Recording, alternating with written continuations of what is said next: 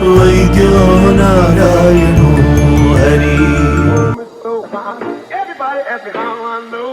I smiled at them and said she told me so. Everybody ask me how I know.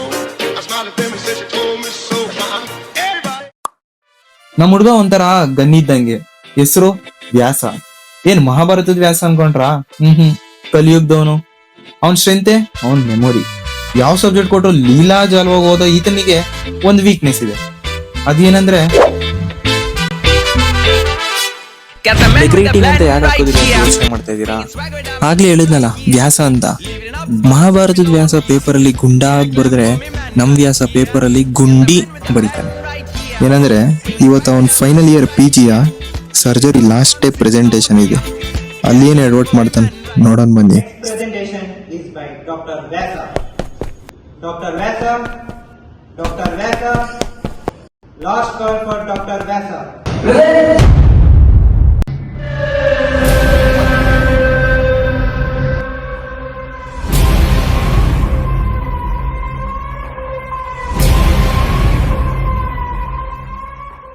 Good morning to everyone.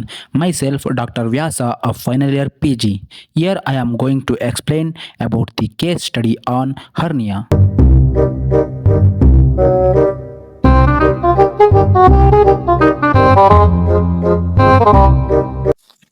ಅವ್ರು ಯಾಕೆ ಈ ತರ expression ಕೊಡ್ತಾ ಇದಾರೆ ಅಂತ ಅನ್ಕೊಂಡ್ರ?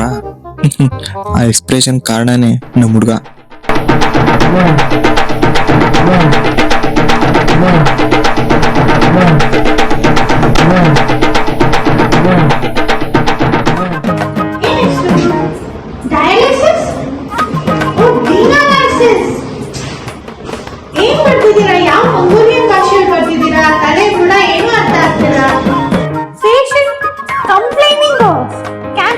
ಬರ್ತಿದ್ದೀರಲ್ಲ, ಏನ್ ಪೇಷಂಟ್ ಜೊತೆ ಕುತ್ಕೊಂಡು ಕ್ಯಾಂಪೇನಿಂಗ್ ಮಾಡ್ತೀರಾ? ಗ್ರಾಯಿನ್ ರೀಜನ್, ಅದು ಗೌನ್ ರೀಜನ್ ಅಂತೆ. Fine, just to appreciate. It was a nice presentation. ಇಷ್ಟೆಲ್ಲ ಆದ್ಮೇಲೆ ನಮ್ಮ ಹುಡುಗಂಗ್ ಲವ್ ಆಗಿಲ್ಲ ಅಂತ ತಿಳ್ಕೊಂಬೇಡಿ. ಅವ್ನ್ ಪ್ರಪೋಸ್ ಮಾಡಿದ್ದೆ ಒಂದು ರೋಚಕ. ಚೇತನ, ನಿನ್ನ ಮೇಲಿರೋ ಭಾವನೆನ ಕವನದ ರೂಪದಲ್ಲಿ ಬರ್ದಿದ್ದೀನಿ. ಇದಕ್ಕೆ ನಾಳೆ ಉತ್ತರ ಕೊಡು. ಓ ನನ್ನ ಚೇತನ, ಮಾಡು ನೀ ಹನಿಕೆಟ್ಟನ. ನಾನ್ ನೋಡಿದೆ ನಿನ್ನ ದುರ್ಗಂಧ ಆನೆ, ಮರೆತು ಹೋದೆ ಶ್ರೀಗಂಧದ ವಾಸನೆ. ನಿನ್ನ ಆ ನಾಯಿಯ ನೋಟ ನೋಡಿ ಆಗಿದೆ ನನ್ನ ಹೃದಯ ಸ್ಫೋಟ. ನೋಡಿದ ಮೇಲೆ ನನ್ಗೇನು ವಾಂತಿ ಆಗಿದೆ, ನನ್ನೊಳಗೆ ಪ್ರೀತಿಯ ಭ್ರಾಂತಿ. ಓ ಗಾಡ್, ಇವತ್ತು ನನ್ನ ಮನಸ್ಸಲ್ಲಿರೋದೆಲ್ಲನೂ ಹೇಳ್ಬಿಡ್ಬೇಕು. ಓ ನನ್ನ ಚೇತನ, ಮಾಡು ನೀ ಅನಿಕೇತನ. ನಾ ನೋಡಿದೆ ನಿನ್ನ ಸುಗಂಧ ಸಹನೆ, ಮರೆತೇ ಹೋದೆ ಶ್ರೀಗಂಧದ ವಾಸನೆ. ನಿನ್ನ ಆ ನವಿಲ ನೋಟ ನೋಡಿ ಆಗಿದೆ ನನ್ನ ಹೃದಯದ ಸ್ಫೋಟ. ನೋಡಿದ ಮೇಲೆ ನಿನ್ನ ಕಾಂತಿ ಆಗಿದೆ ನನ್ನೊಳಗೆ ಪ್ರೀತಿಯ ಕ್ರಾಂತಿ. ಇಷ್ಟೆಲ್ಲ ಟ್ವಿಸ್ಟು ಟರ್ನ್ ಆದ್ಮೇಲೆ ಲೈಫಲ್ಲಿ ಫೇಲ್ ಆಗ್ಬಿಟ್ಟ ಅನ್ಕೋಬೇಡಿ. ಈಗ ಅವನೊಂದು ಒಳ್ಳೆ ಪ್ರತಿಷ್ಠಿತ ಹಾಸ್ಪಿಟಲ್ ಅಲ್ಲಿ ದೊಡ್ಡ ಡಾಕ್ಟರ್ ಆಗಿದ್ದಾನೆ. ದಿನಕ್ಕೆ 100 ಜನ ಪೇಷಂಟ್ ನೋಡ್ತಾನೆ.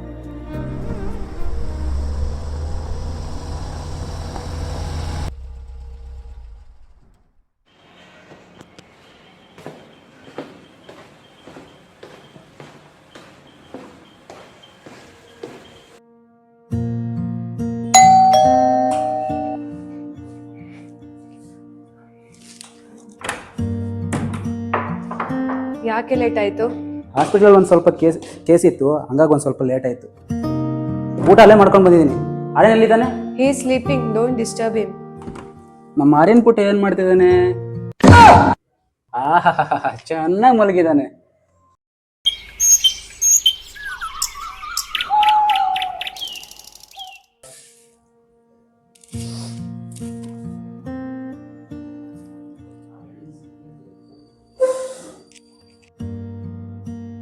ಏನಪ್ಪ ಆರ್ಯನ್, ಕಾಲೇಜ್ಗಿನ ರೆಡಿನೇ ಆಗಿಲ್ಲ?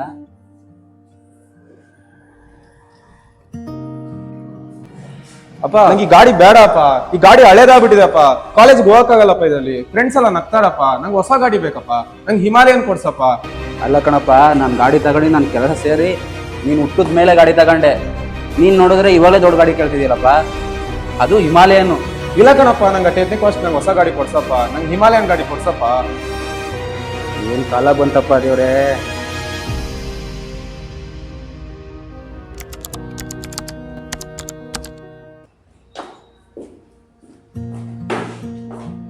ಏನಿವತ್ತು ಬೇಗ ಬಂದಿದ್ದೀರಾ? ಹಾ, ಹಂಗೆ ಒಂದು ಸ್ವಲ್ಪ ಬೇಗ ಬಂದೆ. ಅರೇನೇನ್ ಮಾಡ್ತಿದ್ದಾನೆ? He is sleeping, he is not eating from morning, he didn't went to college. ಹೌದಾ? ಏನಪ್ಪ ಆರ್ಯನ್, ಊಟನೇ ಮಾಡಿಲ್ವಂತೆ ನೀನು? ಇಲ್ಲ ಅಪ್ಪ, ನಾನು ಊಟ ಮಾಡಿಲ್ಲ ಅಪ್ಪ. ನಿನ್ ಗಾಡಿ ತಂದ ಅಪ್ಪ ನಂಗೆ. ಅಲ್ಲ, ಗಾಡಿ ತಗೊಬಂದ್ರೆ ಮಾತ್ರ ಊಟ ಮಾಡ್ತೀಯಾ? ಹಾ ಅಪ್ಪ, ಏನಾರ ನಾನು ಊಟ ಮಾಡದ ಅಪ್ಪ. ಬಾ, ಹಿಂಗ್ ಮಾಡ್ತೀನಿ ನಿಂಗೆ. ಅಪ್ಪ ಅಪ್ಪ ಬೇಡ ಅಪ್ಪ, ಅಪ್ಪ ಬೇಡ ಅಪ್ಪ.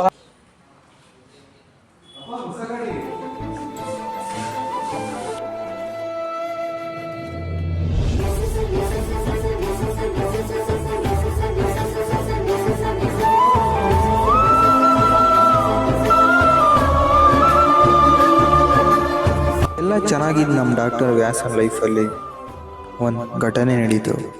ಅದೇನೆಂದರೆ, ಸರ್ ಮನೆ ಬಂತು.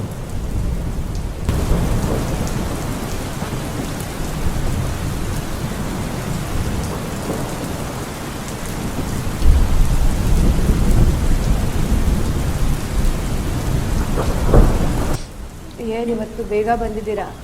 ನಿಮ್ಗೆ ಯಾವಾಗ ಇದಾಯ್ತು? ಲೇಟಾಗಿ ಬಂದ್ರೆ ಯಾಕೆ ಲೇಟಾಗಿ ಬಂದಿದ್ದೀರಾ ಅಂತ ಕೇಳ್ತೀರಾ, ಬೇಗ ಬಂದ್ರೆ ಯಾಕೆ ಬೇಗ ಬಂದಿದ್ದೀರಾ ಅಂತ ಕೇಳ್ತೀರಾ? ನನ್ನ ಟೆನ್ಷನ್ ನನಗೆ.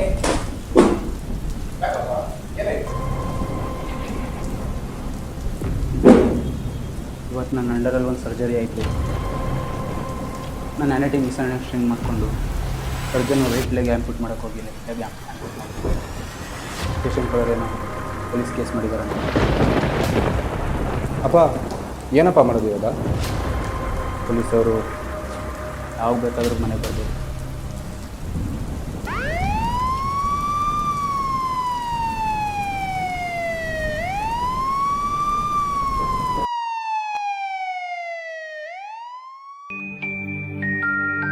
ವ್ಯಾಸ ಅವರ ಮೇಲಿರುವ ಎಲ್ಲ ಅಪರಾಧವನ್ನು ವಿಚಾರಣೆ ಮಾಡಿ ಹಾಗೆ ಅವುಗಳು ನಿಜವೆಂದು ಪರಿಗಣಿಸಿ ನ್ಯಾಯಾಲಯವು BNS ಸೆಕ್ಷನ್ 106 ಕಾಯ್ದೆಯ ಪ್ರಕಾರ 50 ಲಕ್ಷ ದಂಡ ಮತ್ತು 5 ವರ್ಷ ಕಠಿಣ ಕಾರಾಗೃಹ ಶಿಕ್ಷೆಯನ್ನು ವಿಧಿಸಲಾಗಿದೆ.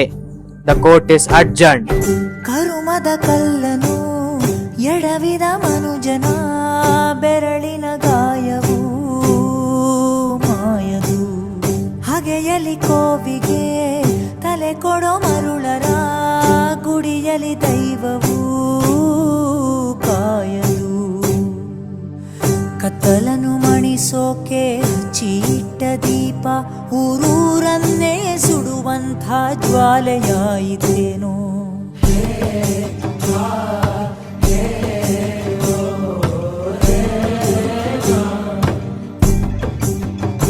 ಓ ಗರ್ಭದಲ್ಲೇ ಆದ ಗಾಯ ಹಣೆ ಬರಹ ಯಾತಕ್ಕೆ ಮದ್ದು ಅರಸಿ ಅಲೆದಾಡುವೆ.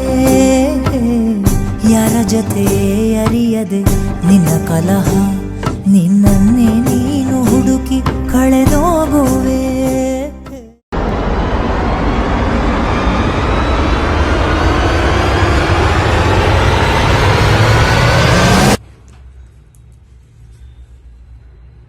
ಕನಸ